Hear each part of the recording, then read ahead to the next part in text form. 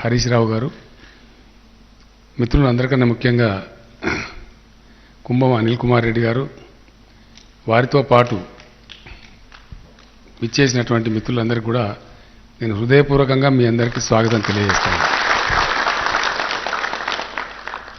వాస్తవానికి BRS party రాజకీయం కంటే కూడా ఒక టాస్క్ కోసం పుట్టినటువంటి పార్టీ. ప్యూర్లీ పాలిటిక్స్ కాకుండా ఇది పుట్టిననాడు ఒక లక్ష్యంతో రాష్ట్రాన్ని ఏర్పాటు చేసుకోవాలి, ఎట్టి పరిస్థితుల్లో లేకపోతే అప్పటికే ఆగమైపోయినామని చెప్పి ఆ లక్ష్యంతో పుట్టిన పార్టీ. గతంలో చాలామంది పెద్దలు చాలా ప్రయత్నాలు చేసినారు. నిన్ననే మిత్రులు అనిల్ కుమార్ రెడ్డి గారు నాకు చెప్పినారు. వారితో పాటు ఒక సమితి ప్రెసిడెంట్ గారు రమణారెడ్డి గారు, చెన్నారెడ్డి గారితో పాటు జైల్లో కూడా పోయి ఉన్నారు. అట్లా ఎంతోమంది ఎన్నో త్యాగాలు చేసినారు. ముడిచింతలపల్లిలో వీరారెడ్డి సాబ్ ఉన్నారు. ఆ మండలం పేరే నేను వీరారెడ్డి మండలం అని పేరు పెట్టిన. ఆ రోజులో వాళ్ళు కొట్లాడింది కాబట్టి.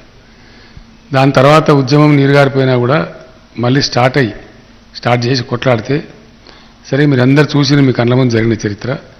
అనేక ఇన్సల్టులు, అనేక అవమానాలు, అవహేళనలు, అయ్యేదా అంటే పోయేదా అంటే రకరకాల మాటలు మాట్లాడినారు. కానీ భగవంతుని దయ, తెలంగాణ ప్రజల అదృష్టం, చాలా గొప్పగా మన రాష్ట్రాన్ని సాధించుకున్నాం. చాలా తికమగా పెట్టినారు నన్ను అప్పుడు కూడా. హైదరాబాద్ మీద కాంప్రమైజ్గా ఇదిగా అదిగా అంటే హైదరాబాద్ లేని తలకాయలేని మొండవితే తెలంగాణ మాకెందుకు, ప్రాణం పోయినేస్తారు ఒప్పుకోమని చెప్పి చివరికి హైదరాబాద్ సమేతంగా మన తెలంగాణ రాష్ట్రాన్ని మనం సాధించుకున్నాం. ఇక్కడనే నేను మీకు ఒక ముఖ్యమైన పాయింట్ చెప్పాలి. ప్రభుత్వాలు పనిచేస్తాయి, పెద్ద ఇష్యూ కాదు. ఎవరి ప్రభుత్వమైనా పనిచేయాల్సిందే, తోచిన కాడికి చేస్తారు. ఇక్కడ మనం పనిచేసిన పద్ధతి ఏంటంటే ప్రతిదాన్ని ఒక టాస్క్ లాగా తెలంగాణ ఉద్యమాన్ని, తెలంగాణ రాష్ట్రం సాధించడాన్ని ఎట్లయితే భావించుకున్నామో, ఇప్పుడు కరెంట్ ఉన్నది. నాకన్నా ముందు చాలామంది ముఖ్యమంత్రులు పనిచేసిండ్రు. నాకన్నా ఎత్తున్నోళ్ళు, నాకన్నా దొడ్డుకున్నోళ్ళు ఎంతోమంది ముఖ్యమంత్రులు అయినరు. ఒకటి చిన్న ప్రశ్న మనం ఆలోచించుకుంటే తెలుస్తుంది, ఎందుకు కరెంట్ ఇవ్వలేకపోయినరు, ఏం కారణం? ఇవాళ ఎక్కడికి వెళ్ళి వచ్చింది కరెంటు? రావటమే కాదు, ఇంత క్వాలిటీగా. గతంలో ఆ బాధలు సిద్దిపేటలో హరీష్కి ముందు నేను ఎమ్మెల్యే ఉన్నప్పుడు అది వర్ణనాతీతమైన బాధ. ఒక్కొక్క ట్రాన్స్ఫార్మర్ కాలిపోతే ఎట్లా డబ్బులు లంచాలి, ఇవ్వాలా ట్రాక్టర్లు పెట్టుకొని ఎట్లా సబ్స్టేషన్ల కాడికి పోవాలి, 4 రోజులకు వచ్చేది కాదు. ఎవడ 5 ఎకరాలు పొలం అయితే తప్పక 2 ఎకరాలు ఎండిపోవడే. పారే సమస్య లేదు, వేసిన పంట పూర్తిగా పండే సమస్య కూడా లేకుండే. తెలంగాణ వచ్చిన రోజు నేను కొన్నిసార్లు ఏడ్చుకుంటూ రైతులకు దండం పెట్టి చెప్పింది, మీరు ఆత్మహత్య చేసుకోకండి, ఒక 2-3 ఏళ్ళు బతికి ఉండండి, నేను మిమ్మల్ని కాపాడుకుంటా అని చెప్పి కూడా చేతులెత్తి దండం పెట్టి చెప్పినాం. ఒక పాలసీగా ఇప్పుడు కొంతమంది తెలిసి తెలియక తెలివిలేక ఏదేదో మాట్లాడుతుంటారు, అవి పట్టించుకోను నేను. కారణం ఏంటంటే తెలంగాణ కలబడి కొట్లాడి తెచ్చుకున్నాం. ఈ తెచ్చుకున్న తెలంగాణ నిలబడాలి. ఎట్టి పరిస్థితుల్లో నిలబడాలంటే 100% గ్రామీణ ప్రాంతాలు చల్లగా ఉండాలి, రైతులు బాగుండాలి, రకరకాల బాధలు వాళ్ళకు ఉన్నాయి తొలగిపోవాలని చెప్పి రైతు బంధు, రైతు బీమా లాంటి స్కీమ్ తెచ్చుకున్నాం. 24 గంటలు ఫ్రీ కరెంట్ ఇచ్చుకుంటా ఉన్నాం. ఎక్కడ ఏ రాష్ట్రం కూడా ఏది ఇండియాలో వాగ్దానాలు చెప్పినా మోసం చేస్తారు తప్ప ఇయ్యరు. అది చాలా కఠినమైన పని. ఎందుకంటే అంత దాన్ని మెయింటైన్ చేయాలంటే మీకు ఒక విషయం చెప్తే మీరు నమ్మలేరు. నేను ముఖ్యమంత్రి అయిన తర్వాత కరెంట్ ఆఫీసర్లందరినీ పిలిచి మాట్లాడితే వాళ్ళందరూ ఒకటే మాటని అడిగిన, మీరు అబద్ధాలు చెప్పొద్దు, రైతులకు నిజంగా కరెంటు మంచిగా ఇవ్వాలంటే ఇవ్వగలుగుతామా లేదా, దానికి ఎంత టైం పడుతుంది, డబ్బు ఎంతైనా పర్వాలేదు చెప్పండి అంటే, ఒక 5 రోజులు టైం ఏంటి సార్ ఆలోచించుకొని చెప్తామన్నారు. పోయి వచ్చిన 5 రోజుల తర్వాత అందరు ఆఫీసర్లు కూర్చొని మాట్లాడుకుని వచ్చి నాకు చెప్పినారు, మీరు సంకల్పం తీసుకుంటే ఇవ్వగలుగుతాం సార్ డెఫినెట్గా అని చెప్పారు. నేను ఇంత ఇవ్వగలిగి ఉండి ఇవ్వకపోతే ఇది పాపానికన్నా ఎక్కువ మహాపాపము. ఇవ్వగలుగుతామంటే డెఫినెట్గా ఇవ్వగలుగుతాం సార్, మీ సపోర్ట్ ఉంటే అంటే సరే మంచిదే. ఏమేమి కావాలంటే ఈ సబ్స్టేషన్ ఎట్లా చేయాలి, ట్రాన్స్ఫార్మర్ ఎట్లా చేయాలి, వాటి సంఖ్య పెంచాలి, అంత అసమతుల్యంగా ఉన్నది. 220 kV నుంచి 400 నుంచి 220 kV, 220 kV నుంచి 132 kV, అక్కడి నుంచి 33/11 kV, తర్వాత సాలినని ట్రాన్స్ఫార్మర్లు, ఇవన్నీ బాధల్ని ఈ డిస్ప్రపోర్షనేట్గా ఉన్నదాన్ని ప్రపోర్షనేట్ చేస్తే, సమతుల్యంగా చేస్తే మోటార్లు కాలకుండా, ట్రాన్స్ఫార్మర్లు కాలకుండా ఇచ్చే పవర్ ఏదో క్వాలిటీగా ప్రజలకు అందుతుంది అని చెప్పిన వాళ్ళు. ఆ రోజు నిజంగా ఒకసారి యాడ్ చేసుకుంటే ఇప్పుడు కూడా భయం అవుతుంది. ఏ ఇంట్లో చూసినా కానీ జనరేటరు, ఇన్వర్టరు, కన్వర్టరు, స్టెబిలైజరు, లేకపోతే టీవీ కాలిపోతుంది, ఫ్రిడ్జ్ కాలిపోతుంది. చాలా భయంకరమైన పరిస్థితి మనమే అనుభవించినాం. హైదరాబాద్లోని షాపులో పోతే ఫస్ట్ పెట్రోల్ కంపు, డీజిల్ కంపు, జనరేటర్ వాసన వచ్చేది. అంత దుర్మార్గంగా ఉండే. అపార్ట్మెంట్లలో ఉండేవాళ్ళు కూడా భయంకరమైన బిల్లులు కట్టలేక జనరేటర్లు పెట్టుకొని చాలా డబ్బులు ఖర్చు పెట్టేవాళ్ళు. అంటే దాని ద్వారా వచ్చిన పరిణామాలు, దుష్పరిణామాలు చాలా ఉండేవి. దాన్ని ఒక 7-8 నెలల టైంలో చాలా వరకు బాగా చేసి అన్ని రంగాలకు ఇచ్చిన ఒక వ్యవసాయం తప్ప 24 గంటలు క్వాలిటీ కరెంట్ ఇచ్చినాం. ఈవెన్ ఇండస్ట్రీ కూడా ఇచ్చినాం. మొత్తం రైతులకు ఇచ్చే ముందు ఎలక్ట్రిసిటీ అధికారులు ఇట్లా గదగద వణుకుతున్నారు.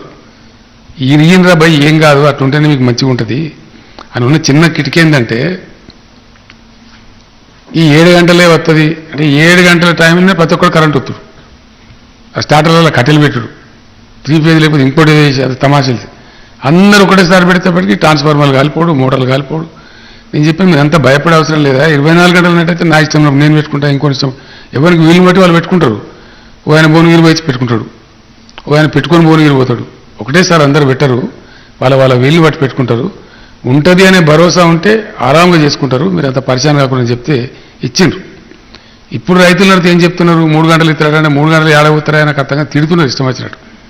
24 గంటలు ఉంటే ఎవరిని వీలినట్టు వాడు పెట్టుకుంటాడు, నడుతుంది, బతుకుతాం. కానీ అది ఎట్లా సాధ్యమైందనే మాట వస్తుంది.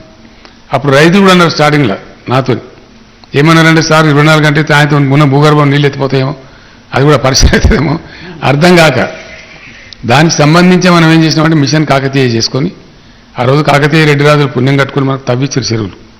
ఆంధ్రప్రదేశ్లో చాలా ఆగమైపోయినాయి అవి. మళ్ళీ 46,000 చెరువులు మిగిలితే ప్రతి ఒక్క చెరువును కూడా మంచిగా చేసి దాని సామర్థ్యం పెంచుకున్నాం. అయితే ఆ రోజు జరిగింది ఏంటంటే అధికారులు వచ్చిన తర్వాత లాస్ట్ 2 పాయింట్లు అడిగారు నన్ను. ఇవన్నీ విషయాలు చెప్పి సార్ ఇంకొక 2 చేస్తే తప్పక బాగుంటుంది. ఏంది సార్, మాకు కరెంటు అప్పుడప్పుడు ఇట్లా ఫ్లక్చువేట్ అవుతుంటుంది, అది 50 సైకిల్స్ మీద నడవాలి. కిందికి వచ్చినా కానీ దెబ్బ కొడుతుంది, గ్రిడ్ కొలాప్స్ అవుతుంది. ఎక్కువ వచ్చినా కూడా గ్రిడ్ కొలాప్స్ అవుతుంది. కాబట్టి అప్పుడప్పుడు ఎమర్జెన్సీలో మేము ఒక 50 మెగావాట్లో 100 మెగావాట్లో కొనాల్సి ఉంటుంది. కొనాలంటే మాకు డబ్బులు కావాల్సి ఉంటుంది. వాడు అవతల మేము అడిగితే వాడు ఏమంటాడు, నువ్వు కరెంట్ ఇడుగురా అంటే నువ్వు డబ్బు పెట్టమంటాడు, ఎల్సీ ఓపెన్ చేయమంటాడు. దానికోసం మేము సర్కార్లో ఫైల్ పంపి వచ్చే వరకల్లా వారం 10 రోజులు అవుతుంది. ఆ లోపల ఆయనతో కుప్ప కూలుతుంది, ట్రాన్స్ఫార్మర్లు కాలుతాయి, రైతులు రోడ్ల మీదకి వస్తారు, పంచాయతీ అంత ఉంటుంది. మేము ఖర్చు పెట్టాము, వృధా చేయం, మీకు హామీ ఇస్తున్నాం. ఒక 25 కోట్ల రూపాయలు ఫైల్ పంపకుండా మేము ఖర్చు పెట్టే అనుమతి ఇవ్వండి, ఎమర్జెన్సీ సందర్భాలు ఎదుర్కోవడానికి. నేను చెప్పిన నాకు కరెంటు కావాలి, నేను 25 కాదు 35 కోట్లు పెట్టుకో, ఏం ప్రాబ్లం లేదు, పెట్టి సంతోషంగా అని చెప్పాను. ఆ తర్వాత ఇంకోటి లాస్ట్ కోరిక అన్నారు. ఏంది అంటే ఒకటే మాట చెప్పారు వాళ్ళు. సరే ఇక్కడ 8 మంది ఐఏఎస్ అధికారులు మా డిపార్ట్మెంట్లలో ఉన్నారు, ట్రాన్స్కోలో, జెన్కోలో, దానిలో ఐఏఎస్ అధికారులు చాలా ఉత్తమమైన వాళ్ళు, మంచిగా పనిచేస్తారు, వాళ్ళకి నాలెడ్జ్ ఎక్కువ ఉంటుంది. కానీ కరెంటులో టెక్నికల్ విషయాలు వాళ్ళకి తెలివై మేము చెప్తేనేమో నేను సీఎం గారికి మాట్లాడతా, పవర్ మినిస్టర్ గారికి మాట్లాడతా, నేను ఫైనాన్స్ సెక్రటరీకి మాట్లాడతా, ఇట్లా మాట్లాడుతుంటారు వాళ్ళు. ఆ లోపల దెబ్బ కొడుతుంది మాకు సిస్టమ్. ఇక్కడ మీరు ఏమనుకోకపోతే మా మీద భరోసా ఉన్నట్టయితే మమ్మల్ని నమ్మితే ఇక్కడి నుంచి ఐఏఎస్ ఆఫీసర్లను తీసేయండి సార్ అని చెప్పారు. ఇది 9.5 ఏళ్ల కింద నాతో వాళ్ళు చెప్పిన మాట. ఆ రోజు నుంచి ఈ రోజు వరకు సింగిల్ ఐఏఎస్ ఆఫీసర్ కూడా కరెంట్లో లేడు. అందువల్లనే కంప్లీట్ టెక్నోక్రాట్స్ మీద, ఇంజనీర్స్ మనం ఆధారపడి చేస్తున్నాం కాబట్టి బ్రహ్మాండంగా జరుగుతూ ఉన్నది. ఐఏఎస్ అధికారులు ఇతర రంగాల్లో వాళ్ళు పనిచేస్తూ ఉన్నారు, అక్కడ పని బ్రహ్మాండంగా జరుగుతూ ఉంది. ఇది చేయాలంటే ఇది విల్ పవర్ కావాలి, దీనికి ఊరికే తమాషాగా రాదు, అంత ఈజీ కాదు. ప్రతి ఒక్క విషయంలో ప్రభుత్వం లోతుగా దూసుకుపోయి పూర్తి అవగాహన చేసుకొని పూర్తి అండర్స్టాండింగ్తో చేసినప్పుడు పనులు సక్రమంగా జరుగుతాయి. మొత్తం భారతదేశంలో ఎక్కడ లేనటువంటి కరెంటు ఇలా తెలంగాణలో మనం ఎట్లా తీయగలుగుతున్నాం, ఏ కారణం నుంచి తీయగలుగుతున్నాం ఒకటి. రెండవది, కొంతమంది ఎకానమిస్టులు, ఆర్థిక శాస్త్రవేత్తలు వీళ్ళు వాళ్ళ భాషలో వాళ్ళు చెప్తారు. వాళ్ళు ఏమంటారంటే ఇంత డబ్బా అనండి వ్యవసాయానికి, మీరు 10,000 రూపాయలు ఎకరానికి రైతు బంధు ఇస్తారు, వాళ్ళని చచ్చిపోతే ఆ డబ్బు కడతారు, బీమా సౌకర్యానికి కరెంటు ఫ్రీగా ఇస్తారు, ధాన్యం కొని మళ్ళీ అమ్ముతారు మీరు అనే నుక్సాన్ వస్తుంది. మనం ధాన్యం మనం కొని మన దగ్గర పెట్టుకొని మళ్ళీ ఎఫ్సీఐకో ఇంకోనుకో ఇచ్చేవరకు ఏమైందంటే టైం అవుతుంది, అలా బ్యాంకులో ఇంట్రెస్ట్ మన మీద పడుతుంది ప్రభుత్వం మీద. నిన్న మా రైతుల కోసమే కదా, మా రైతులు ఆగమైపోయి ఉండ్రి, చెట్టుకోడు గుట్టకోడు అయిన ఉండ్రి, భూములు అమ్ముకున్నారు, నాశనం అయిపోయినారు.